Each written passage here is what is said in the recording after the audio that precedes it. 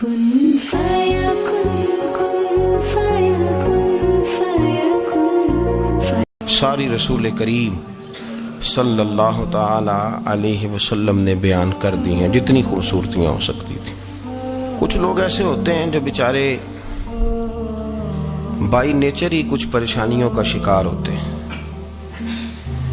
اور قرآن مجید نے جو ارشاد فرمایا نا کہ کچھ لوگ نفس کی خواہش کو اپنا خدا بنا لیتے ہیں، تو وہ بلا وجہ بھی بہت ساری باتیں کرتے ہیں جن کا کوئی وجود نہیں ہوتا.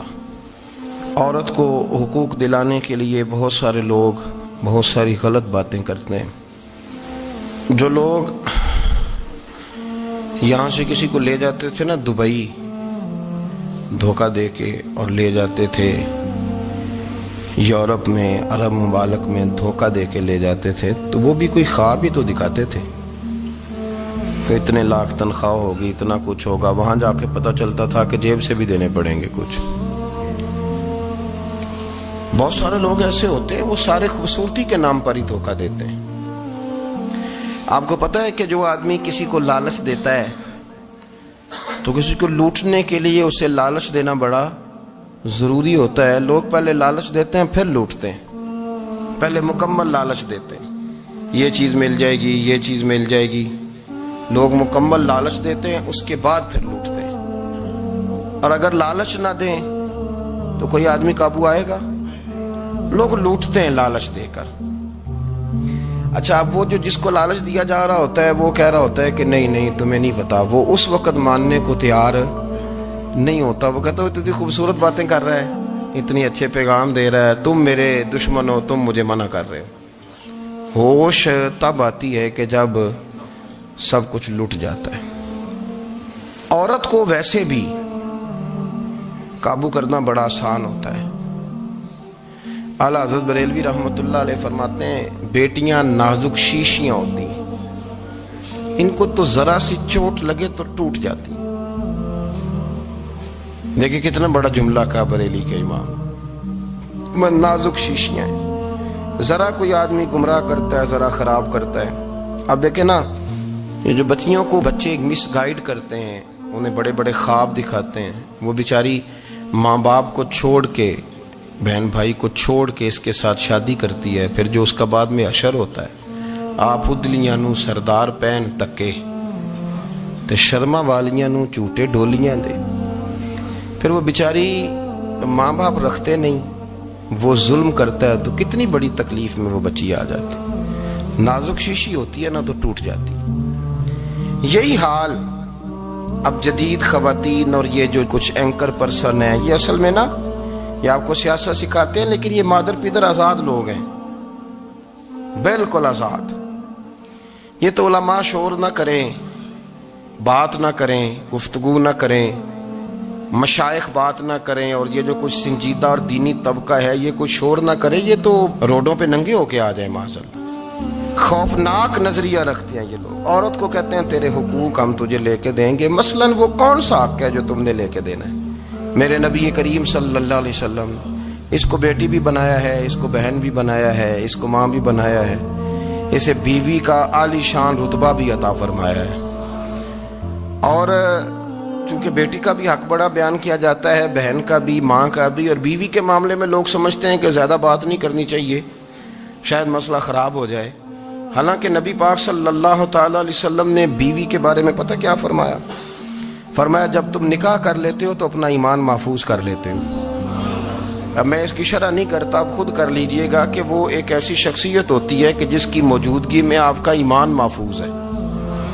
اب میں نہیں سمجھتا کہ اس سے بڑی بات کوئی اور ہو سکتی ہے، جس کی موجودگی میں آپ کا ایمان. اور بھائی یہ حدیث پاک عرض کر رہا ہوں، نکاح جب کوئی کر لے تو اس نے اپنا ایمان مکمل کر لیا. اس کا معنی یہ ہوا کہ آپ کا ایمان محفوظ ہے اس کی موجودگی میں. تو اس سے زیادہ بھی، یعنی ایمان سب سے قیمتی چیز ہے نا، تو اس کے محفوظ ہونے کی وجہ حضور نے نکاح بیان کر دی. اب میرا خیال ہے بیوی اگر کوئی اس سے بڑا حقوق مانگے گی تو بیوقوفی کرے گی. اتنا بڑا درجہ نبی کریم نے اسے عطا کر دی، اتنا بڑا مقام دے دیا کہ تو خامند کے ایمان کے محفوظ ہونے کا ذریعہ بن گئی ہے. عورت کو جو حقوق رسول کریم صلی اللہ تعالی علیہ وسلم نے عطا فرمائے، نبی پاک نے جو حقوق دیے. دیکھیں نا، حضرت عبداللہ ابن عمر رضی اللہ تعالیٰ عنہ کی اہلیہ بیمار تھی، تو جلدی جلدی سے وہ آئے. تو جب بہت جلدی ہو، سفر بڑا شدید تھا، تو آپ نے جلدی سے نماز ادا کی، جلدی سے چلے. آپ کے خادم کہنے لگے حضور خیریت ہے؟ فرمایا میری بیوی بیمار ہے. تو اس نے عرض کی حضور آپ کی اہلیہ بیمار ہے. تو آپ نے نماز بھی جلدی سے پڑھی، سفر بھی جلدی جلدی کیا. تو فرمانے لگے یہ وہ چیزیں ہیں جو ہمیں مدینے والے رسول نے سکھائی. آپ اس کیفیات کو سمجھیں کہ حضور صلی اللہ علیہ وسلم نے درس دیا. اور پھر ایک اور بہت بڑی بات، یہ فضیلت کسی اور کو نہیں دی. جو عورت کو حضور نے فضیلت دی، یہ فضیلت کسی اور کو نہیں دی. کبھی حضور نے فرمایا کہ تمہارا ابا تمہارے ساتھ بہت سخت رویہ کرے تو تم نے اس کو اس سختی پر داد دینی ہے. فرمایا چلو اگر وہ زیادتی بھی کرے تو تم نے اس کے ساتھ سلوک اچھا ہی کرنا ہے. لیکن آپ ایک بات کو سمجھے نا کہ بچے کے بارے میں، بیٹے کے بارے میں، بیٹی کے بارے میں فرمایا 10 سال کے ہو کے نماز نہ پڑھے تو سختی کرو، تمہارا ڈنڈا بھی لٹکنا چاہیے. بہت ساری جگہوں پہ بہت سارے لوگوں کے لیے سختی کا حکم دیا، لیکن عورت کے لیے حضور نے جو جملے کہے، اصل میں ہم سمجھتے ہیں کہ یہ ایک بات ہے، مشہور ہو گئی ہے روایت حدیث، تو بس اس کے پس منظر پر اور جملوں کے حسن پر شاید معاذ اللہ غور کرنے کی ضرورت نہیں. ذرا اس لفظ کی تاثیر پر غور کریں. حضور نے فرمایا عورت ٹیڑھی پسلی سے پیدا کی گئی ہے، یہ ٹیڑھی ہے، اس کو سیدھا کرنے کی کوشش کرو گے تو ٹوٹ جائے گی. تو حضور پھر ہمارے لیے حکم کیا ہے؟ فرمایا جیسی ہے تم اسی کے ساتھ نبھا کرو. آپ سمجھیں کہ اتنا محفوظ حضور نے درجہ دے دیا بی بی کو، اتنا محفوظ کہ فرمایا غلطی بھی ہو تو میرے غلاموں تم اس کے ساتھ نبھا کرو، گزارا کر لو. کو کیا اور حق چاہیے عورت کو جس کو اس کی غلطیوں سمیت نبی پاک نے قبول کرنے کا حکم دے دی کہ اس کی کمزوریوں سمیت قبول کر لو. اب اس کو اور کیا کوئی کمزوریوں سمیت قبول کرتا ہے؟ کبھی آپ دکان پہ بیٹھے ہو تو آپ کہیں بھی اس میں یہ بھی غلطی، میرے مال میں یہ بھی کمزوری ہے، یہ بھی کمزوری ہے، یہ بھی کمزوری ہے، تو کر لے قبول. کرتا ہے کوئی؟ کوئی شخص ایسا ہو جو کسی چیز کی کمزوریاں بیان کر کے کہ اسے قبول کرو؟ پر رسول کریم صلی اللہ تعالی علیہ وسلم نے نا ہمیں سبق دیا، حضور نے ہمیں درس دیا، نبی پاک نے ہمیں پیغام دیا. فرمایا یہ ٹیڑھی ہے، سیدھی کرنے کی کوشش کرو گے تو بیچاری ٹوٹ جائے گی، تو اس کے ساتھ نبھا کر جاؤ. آپ میری بات کو سمجھیے گا. چلیں میں اس پر ایک اور بخاری مسلم کی حدیث پڑھتا ہوں. حضرت سلمان فارسی رضی اللہ تعالیٰ عنہ اور حضرت ابو دردہ کے درمیان بھائی چارہ تھا. مکے سے مدینے جب لوگ آئے تو حضور نے بھائی بھائی بنایا تھا. ان کے درمیان بھائی چارہ تھا، تو ابھی پردے کی آیات نازل نہیں ہوئی تھیں، تو لوگ ایک دوسرے کی طرف جاتے تھے. حضرت سلمان فارسی رضی اللہ تعالیٰ عنہ حضرت ابو دردہ رضی اللہ تعالیٰ عنہ کے گھر میں تشریف لے گئے تو دیکھا کہ ان کی بیوی بڑی غمگین بیٹھی ہیں. تو ہم نے فرمایا بہن کیا ہوا؟ تو کہنے لگی تمہارے بھائی کو دلچسپی کوئی نہیں رہی، ہر روز روزہ رکھ لیتا ہے اور ساری رات نفل پڑھتا ہے. حضرت سلمان فارسی کہنے لگے ٹھیک ہے کر لیتے ہیں بندوبست. نماز دین ہے کہ نہیں؟ دین ہے نا یہ چیزیں. لیکن حضرت سلمان فارسی جناب ابو دردہ سے کہنے لگے آج میں نے تیرے گھر میں رہنا رات کو، کیونکہ وہ تو ساری رات نماز پڑھتے تھے، نفل پڑھتے تھے. انہوں نے کہا ٹھیک ہے. ایک بستر لا کے بچھا دیا حضرت سلمان فارسی کے لیے. سلمان فارسی فرمانے لگے دوسرا بھی لا. کہا وہ کیا کرنا ہے؟ فرمانے لگے تو نے بھی سونا ہے، میں نے بھی سونا ہے، تو نے بھی سونا ہے. عشاء پڑھیں گے اور پھر دونوں سوئیں گے. کہا میں نے تو نماز پڑھنی ہے. فرمایا تہجد کے وقت اٹھ کے پڑھیں گے، اللہ کے رسول بھی رات آخری حصے میں جا کے نماز پڑھتے ہیں. ادھر ساتھ سلا لیا. وہ تھوڑی کو دیر سوئے، اب عادت تھی ساری رات اٹھنے کی، ذرا اٹھنے لگے بستر سے تو حضرت سلمان فارسی فرمایا چپ کر کے سو جا، وہ بڑی رات پڑی ہوئی، چپ کر کے سو جا. وہ لیٹ گئے، پھر اٹھنے لگے تو فرمایا سو جا چپ کر کے، بڑا ٹائم ہے. سحری کے وقت اٹھے، نفل پڑھے. ان کا ارادہ تھا روزہ رکھنے کا، تو فرمانے لگے کل رکھا تھا نا نفلی روزہ؟ جی رکھا تھا. پرسوں بھی رکھا تھا؟ ترسوں بھی رکھا تھا. فرمایا آج نہیں رکھنا، آج میں تیرا مہمان ہوں، سارا دن کٹھے مل کے روٹیاں کھائیں گے، آج نہیں روزہ رکھنا. سلا دیا. اب حضرت ابو دردہ رضی اللہ تعالیٰ عنہ کہہ تو کچھ نہ سکے، پر کہنے لگے سلمان تم پتہ تم کیا کر رہے ہو؟ نہ تم نے مجھے رات اٹھ کے زیادہ نفل پڑھنے دیے، سویرے روزہ نہیں رکھنے دیا. تو حضرت سلمان فارسی کہنے لگے کوئی لمبی بات تو نہیں نا، چلتے ہیں نا ابھی فجر میں مسجد نبی میں، تو نبی پاک کو بتاتے ہیں سرکار دو عالم علیہ السلام کی خدمت میں تو اپنی بات کرنا، میں اپنی کروں گا، حضور نتیجے کا اعلان فرما دیں گے، بات طے ہو جائے گی۔ حاضر خدمت ہوئے، عرض کی یا رسول اللہ صلی اللہ تعالی علیہ وسلم یہ ساری رات نفل پڑھتے ہیں، ہر روز روزہ رکھتے ہیں، ان کی اہلیہ غمگین بیٹھی ہیں، حکم فرمائیں۔ تو نبی پاک صلی اللہ علیہ وسلم نے فرمایا پھر ہوا کیا؟ یا رسول اللہ میں نے رات سلایا ہے، سحری میں اٹھایا ہے، سویرے روزہ نہیں رکھنے دیا۔ نبی پاک نے فرمایا سلمان فارسی نے ٹھیک کیا، سلمان فارسی نے ٹھیک کیا۔ پھر حضور نے فرمایا، نبی کریم نے فرمایا ابو درداء تیرے اوپر اگر اللہ کا حق ہے، اس کے رسول کا حق ہے، دین کا حق ہے، تو فرمایا تیری آنکھ کا بھی تیرے اوپر حق ہے، تیرے وجود کا بھی تیرے اوپر حق ہے۔ یہ حضور نے فرمایا تیرے بچوں کا بھی تیرے اوپر حق ہے، تیری بیوی کا بھی تیرے اوپر حق۔ اس حق کو بھی سمجھے، حقوق اللہ بھی ہیں، پر تیری آنکھ کا بھی تیرے اوپر کیا مانا کہ تیری آنکھ سونا چاہتی ہے تو اسے سلا بھی، تیرے وجود کا بھی تیرے اوپر حق ہے، تو تیرا وجود آرام کرنا چاہتا ہے تو اسے آرام بھی کرا۔ اور پھر وہاں نبی پاک صلی اللہ علیہ وسلم نے فرمایا میں تم سب، سننا یہ لفظ حدیث کے، حضور نے اسی موقع پر فرمایا میں تم سب سے زیادہ اپنے رب کو جانتا ہوں اور میں تم سب سے بڑھ کر اپنے رب سے ڈرتا ہوں۔ حضور فرمانے لگے میں روزہ بھی رکھتا ہوں، افطار بھی کرتا ہوں، یعنی کبھی رکھتا ہوں اور کبھی نہیں رکھتا۔ فرمایا میں نفل بھی پڑھتا ہوں اور اپنی بیویوں کو وقت بھی دیتا ہوں۔ سرکار مسجد میں بھی آتے تھے، نواسوں کے ساتھ کھیلا بھی کرتے تھے، ان کے ساتھ پیار بھی کرتے تھے۔ تو اتنے بڑے حقوق حضور نے بیان فرمائے عورتوں کے کہ تمہاری بیوی کا بھی تمہارے اوپر۔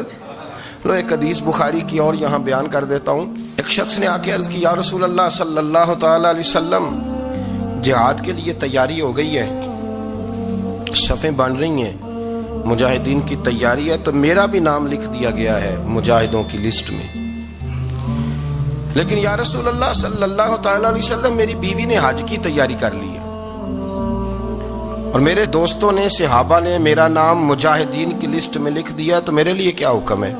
یہ بخاری مسلم ہے۔ تو نبی پاک صلی اللہ تعالی علیہ وسلم نے فرمایا جہاد پہ کوئی اور چلا جائے گا تو بیوی کے ساتھ حج کرنے جا، اسے محرم کی ضرورت ہے، وہ تیرے بغیر کیسے جائے گی؟ مجاہدین کو تو اور مجاہد مل جائے گا، پر تو اپنی بیوی کے ساتھ جانا۔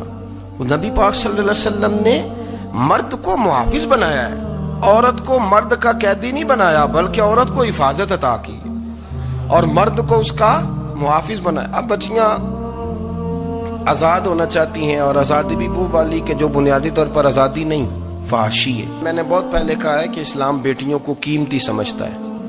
جس بندے کے پاس 20 تولے سونا ہو وہ چوک میں لے کے نہیں آتا، وہ قیمتی چیز ہے، اس نے چھپا کے رکھی ہوتی ہے۔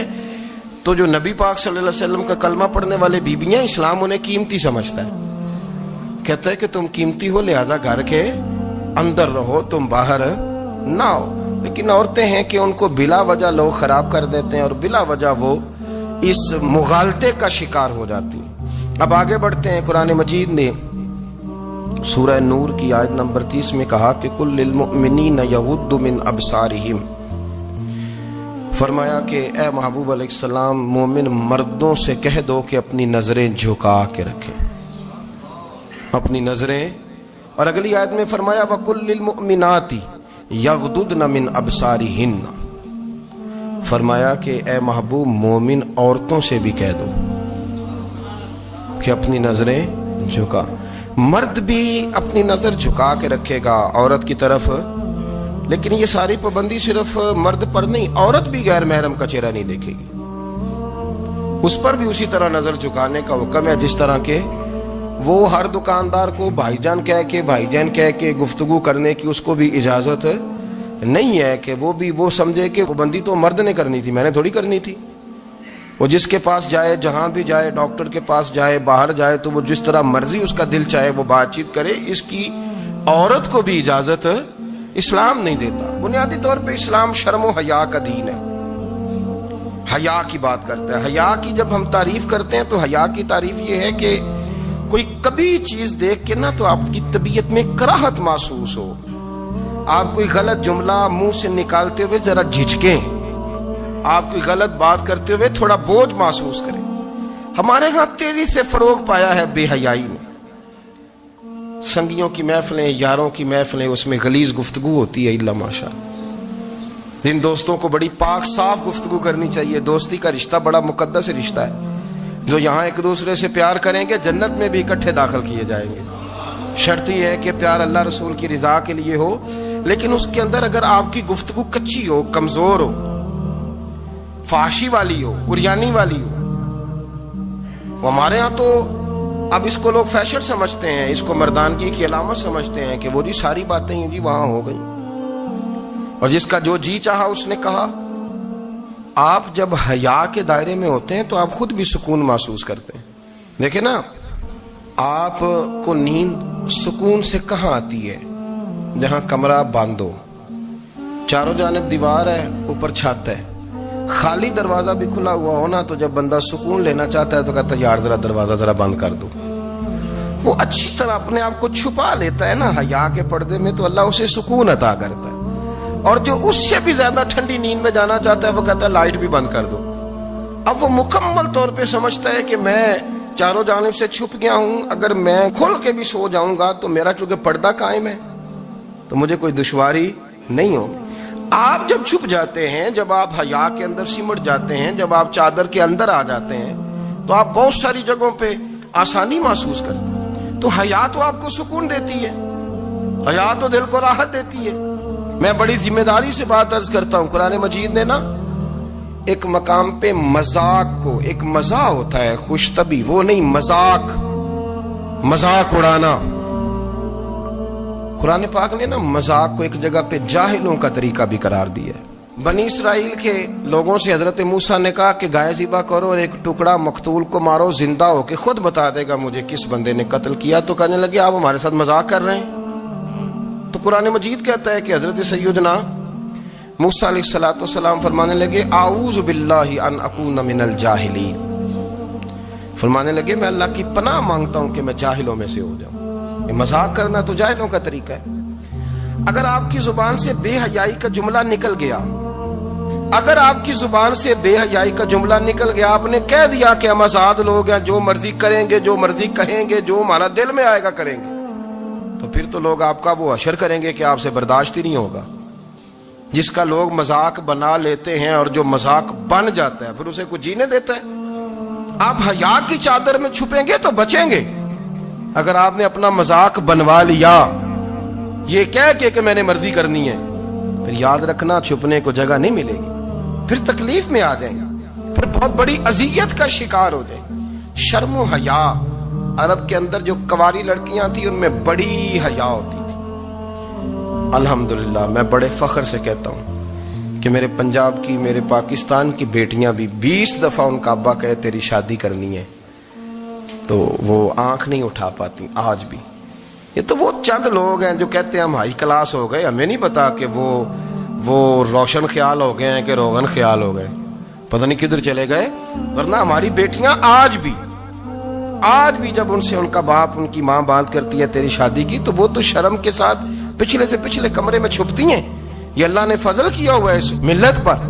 تو عرب کی لڑکی بڑی حیا والی ہوتی تھی، اس سے کوئی بات کرنی پڑتی تھی تو 20 دفعہ بات کی جاتی، پھر بھی وہ عورت چھپتی پھرتی تھی. حضرت عائشہ صدیقہ رضی اللہ تعالیٰ عنہ فرمانے لگیں میرے نبی پاک صلی اللہ علیہ وسلم عرب کی کنواری لڑکیوں سے بھی زیادہ حیا کرنے والے. قاضی ایاز مالکی نے، شیخ عبدالحق محدث دہلوی نے، دیگر بزرگ جو سیرت نگار گزرے انہوں نے لکھا ہے کہ نبی پاک صلی اللہ علیہ وسلم کے اندر 100 مردوں سے زیادہ طاقت تھی. 100 مردوں سے زیادہ طاقت. اب جو بات کہنے لگا ہوں، جو نتیجہ دینے لگا ہوں، اس پر خاص توجہ آپ فرمائیں گے. ذرا فکری طور پر، نظریاتی طور پر ایک چیز کو سمجھیے. ہم سمجھتے ہیں کہ جوان لڑکا ہے جی جو مرضی کرے، عمر ہے جی. آپ ذرا بات پر غور کیجئے گا کہ حضور صلی اللہ علیہ وسلم میں طاقت 100 مردوں سے زیادہ ہے اور حیا کنواری لڑکیوں سے بھی زیادہ ہے. ذرا اس بات کا تقابلی جائزہ کیجئے گا کہ طاقت 100 مرد سے زیادہ ہے لیکن حیا کنواری لڑکی سے بھی زیادہ ہے. اس کا معنی یہ ہوا کہ جس ٹہنی کو پھل زیادہ لگ جاتے ہیں وہ جھکا کرتی. تو حیا تو حسن ہے، حیا تو آپ کو پاک صاف کرے گا، حیا تو آپ کو نرالا کرے گا، انوکھا کرے گا. وہ ہمارے ایک دانشور ہے، انہوں نے مضمون لکھا، کئی باتیں بڑی پسند آتی ہیں. وہ کہتے ہیں کہ میری اہلیہ، ان کو بھی کسی نے نا مس گائیڈ کر دیا تھا، حالانکہ اچھی خاتون ہے، کسی نے مس گائیڈ کر دیا.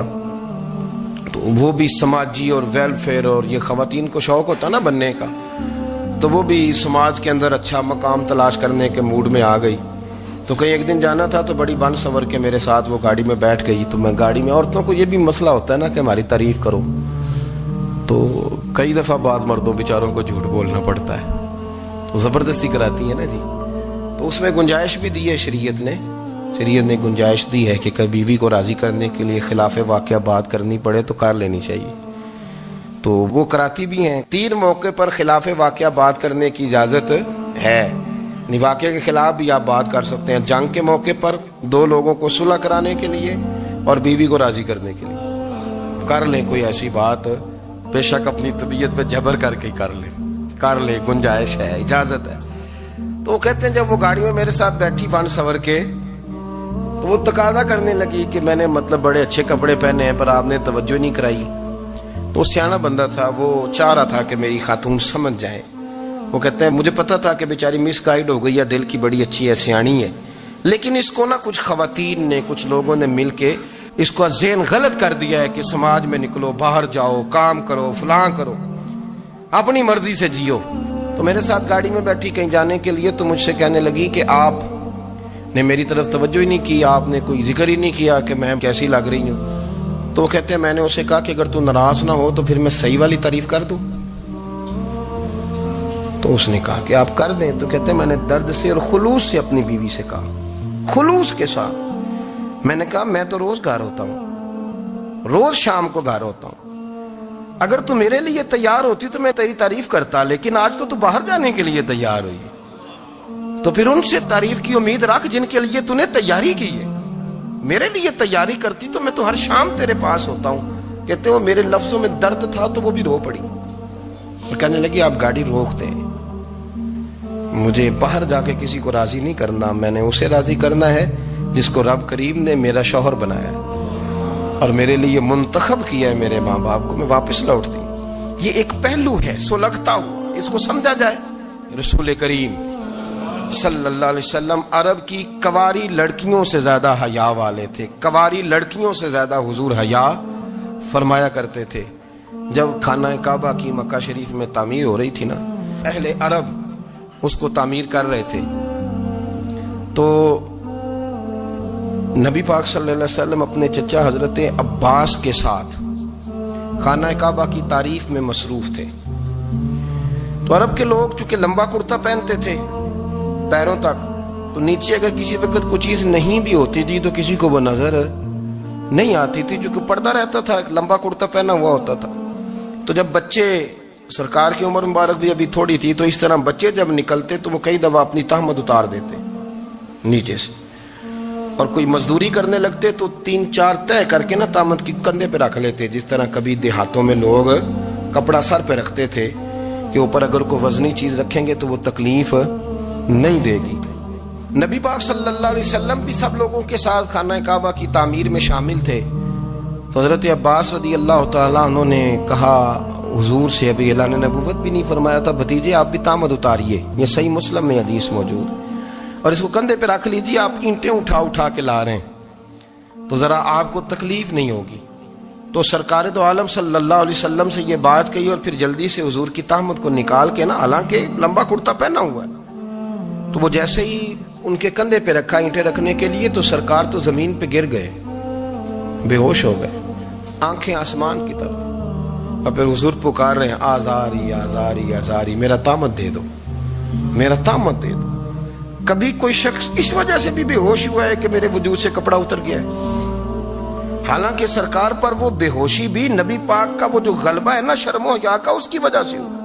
ورنہ تو حضور فرماتے ہیں کہ میری آنکھیں سو جاتی ہیں، دل تو میرا اس عالم میں بھی جاگتا رہتا ہے.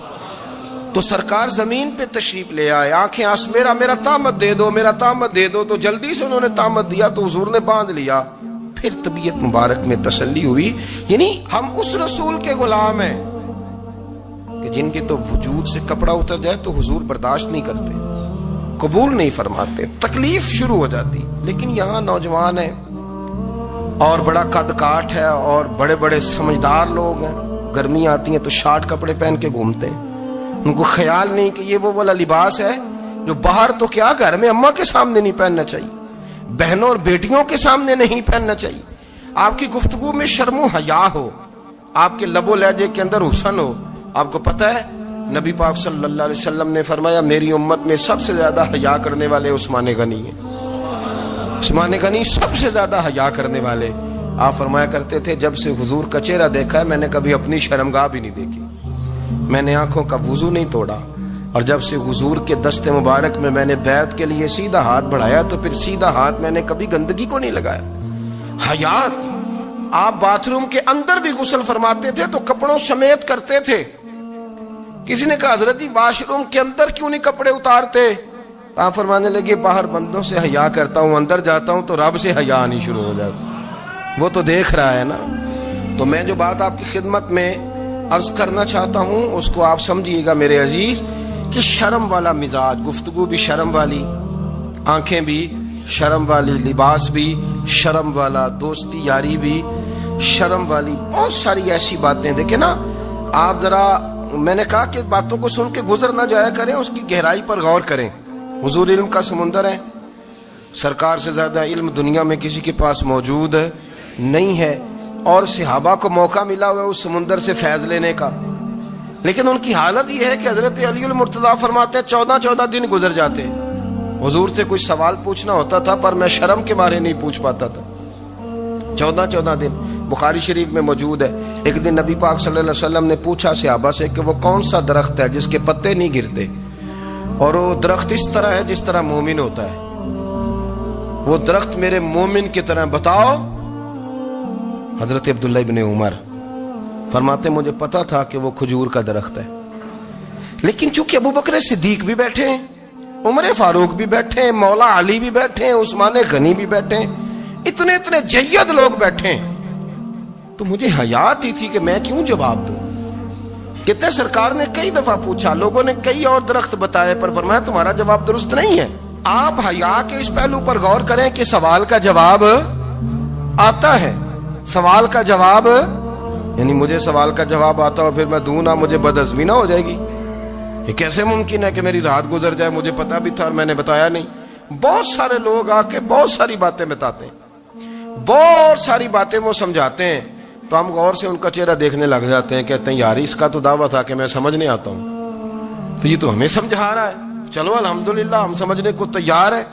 لیکن میرے عزیز پتہ بھی ہے جواب کا، علم بھی ہے، لیکن فرماتے ہیں میری حیا نے مجھے اجازت نہ دی کہ میں جواب دوں۔ آپ فرماتے ہیں پھر حضور سے صحابہ نے عرض کی کہ یا رسول اللہ آپ ہی بتا دیں وہ درخت کون سا ہے، تو حضور نے فرمایا بھئی وہ کھجور کا درخت ہے۔ تو آپ فرماتے ہیں میں دل میں کہہ رہا تھا کہ الحمدللہ میرا جواب درست ہے، حالانکہ میں نے جواب دیا ہی نہیں۔ تو لفظوں میں حیا، جملوں میں حیا، آنکھوں میں حیا، اٹھنے میں حیا، بیٹھنے میں حیا، چلنے میں حیا ایک خوبصورت حسن ہے، اور نبی پاک صلی اللہ علیہ وسلم نے فرمایا جب تو بے حیا ہو جائے نا پھر تو آزاد ہے، پھر تو جو مرضی کا، پھر تو جو۔ اس لیے بزرگ جب کسی کو بے حیا کہتے تھے نا، اللہ اکبر، اور جب کسی کو کہتے تھے نا یہ بے حیا ہے تو لوگ سمجھتے تھے کہ ہلکی سی بات کر دی، لیکن ان کا معنی یہ ہوتا تھا کہ بس بھائی اب اس کے ساتھ کوئی کلام کرنے کی ضرورت ہے، اس کو اب اصلاح کی ضرورت نہیں، یہ بے حیا ہے۔ کیا معنی؟ کہ اب یہ جو اس کے دل میں آئے گا وہ کرے گا، جو اس کی طبیعت چاہے گی وہ کرے گا، اب یہ کسی پہلو بھی قابو آنے کو تیار، بے حیا ہو گیا۔ بے حیائی بہت بڑا عیب ہے، اور جو لوگ کہتے ہیں کہ ہمیں بالکل آزادی ہونی چاہیے، ہمارا اپنا جسم ہے تو ہماری اپنی مرضی چلے گی۔ ایک وزیر صاحب ہیں، پتہ نہیں میں ان کو جانتا تو نہیں، انہوں نے سینٹ میں تقریر کی ہے، میں نے ان کی بات سنی ہے، اس نے کہا نہیں بھائی جسم رب کا ہے تو مرضی بھی تو رب کریم کی چلے گی، اور مرضی بھی اللہ کی۔ یہ مجھے تھوڑا سا مسئلہ ہے جسم پر، کبھی کبھی مجھے کثرت سفر سے الرجی ہو جاتی ہے۔ میرے ساتھ لوگ نا دل سے پیار کرتے ہیں، شاید ہی کوئی اچھا ڈاکٹر ہو جس تک میرے سنگی مجھے لے کے نہ گئے ہوں، پر جسم اللہ کا ہے نا، مرضی بھی جب وہ چاہے گا صحت دے گا. کیوں کچے کاموں میں لوگ پڑ گئے, کیوں غلط لوگ سوچ میں پڑ جاتے ہیں؟ یہ اسی کا ہے. اور جب وہ چاہے گا, آپ اس بات کو اچھے طریقے سے سمجھ لیں کہ جو اپنی مرضی چوکوں چوراہوں میں کر رہے ہوتے ہیں نا, جو مرضی گندمند, وہ جانور ہوتے ہیں. وہ جانور ہوتے ہیں جو نہ چونک دیکھتے ہیں, نہ گلی دیکھتے ہیں, نہ انہیں پتہ ہوتا ہے کہ جگہ کون سی ہے. وہ انسان, میں نے کہہ دیا جو میں نے کہنا تھا, میں نے کہہ دیا. وہ جانور ہوتے ہیں. اور جو کچھ انسان ہوتے ہیں نا, ان کے اندر کچھ نہ کچھ پھر شرم حیا بھی ہوتی ہے. وہ چوکوں چوراہوں میں وہ حرکتیں اور وہ کام نہیں کرتے جو جانور کرتے ہیں. ان کے لیے بڑے پردے ہوتے ہیں, ان کے لیے بڑی باتیں ہوتی ہیں, ان کے لیے بڑا کچھ ہوتا ہے. جو بالکل آزاد ہو جائے, کوئی پتہ نہ ہو کس وقت کیا کہنا ہے, کیا کرنا ہے, تو پھر وہ دائرہ انسانیت سے خارج ہو جاتا ہے. ہم آپ کو کیا دعوت دیں؟ آپ تو وہ باتیں کر رہے ہیں جو اسلام کا انسانیت کے حق میں بھی ٹھیک نہیں. آپ تو وہ والی باتیں کر رہے ہیں جن کا انسانیت بھی تقاضا نہیں کرتی کہ یہ باتیں ہونی چاہیے. لیکن ایک بات, میں تو جذباتی نہیں ہوتا, میں بڑے غور سے چیزوں کو دیکھتا ہوں, سنتا ہوں. اور نہ میں ان موسمی مینڈکوں کی, وہ مجھے عاطق صاحب کہنے لگے جی بڑے بڑے مولوی ایک بندے کے ساتھ بیٹھے ہوئے ہوتے تھے اور وہ روزے میں بڑے بڑے درس دیتا تھا, تو وہ بھی فلانی فلانی حرکتیں کر رہا ہے. تو میں نے کہا ہم نے تو پرانا کہا تھا کہ موسمی مینڈک ہے, تو پرانے کہہ رہے ہیں کہ اداکار ہے. تو وہ جہاں کاسٹ کریں گے وہاں وہ اداکاری کرے گا. آپ کسی مذہبی جگہ کر لیں تو وہاں کر لے گا, کہیں اور جگہ کریں گے تو ہم تو پرانا کہہ رہے ہیں. تو کسی کو کبھی سمجھ آتی ہے تو کسی کو کبھی اور جگہ جا کے سمجھ آتی ہے. ہم ان لوگوں سے پریشان نہیں ہوتے. کیوں؟ سن لے, کوئی مایوسی نہیں. ان کے اندر جتنا زور ہے وہ لگائیں. یہ ملک بنا ہے رسول اللہ کے نام پہ. یہ اللہ نے تحفہ دیا ہے امت مسلمہ کو. یہ نبی پاک کے نام پہ بنا ہے, تو یہاں جھنڈا بھی وہی والا بلند ہونا ہے جو مدینے والے رسول کا جھنڈا ہے, اور یہاں وہی کام چلے گا جو نبی پاک نے بیان فرمایا. تو اس طرح کئی لوگ آتے ہیں, وہ شور شار کرتے ہیں, چلے جاتے ہیں. اتنے نہ پریشان ہوا کریں. بہت سارے لوگ تو بیچارے اس قابل بھی نہیں ہے کہ ان کا نام لیا جائے. مطلب اتنا ہم ان کو اہمیت دے دیں, ان کا ذکر کریں, ان کا نام لیں, ان کی بات کریں. وہ بیچارے اس قابل ہی نہیں ہے, مطلب سٹیٹس ہی نہیں ہے ہمارا. اتنے فارغ ہیں ہم کہ اب جو بندہ آئے گا کہانی چھیڑے گا تو ہم چھیڑ جائیں گے. اور بھائی اللہ کا فضل ہے الحمدللہ تعالی, لوگوں نے بڑا شور کیا, اور بڑے زمانے سے دنیا شور کر رہی ہے, پر اللہ کے گھر مسجدیں بھری ہوئی ہیں. مسجدیں بھری ہوئی ہیں. ہماری بیٹیاں پردے کرتی ہیں, پردے کو پسند کرتی ہیں, وہ حجاب میں رہتی ہیں, وہ سمجھتی ہیں کہ ہمارا اصل حسن کیا ہے. تو یہ پراپوگنڈا پرانا چلا آ رہا ہے. اس کا اللہ کے فضل سے امت مسلمہ پہ نہ کبھی اثر ہوا ہے اور نہ کبھی ہوگا انشاءاللہ.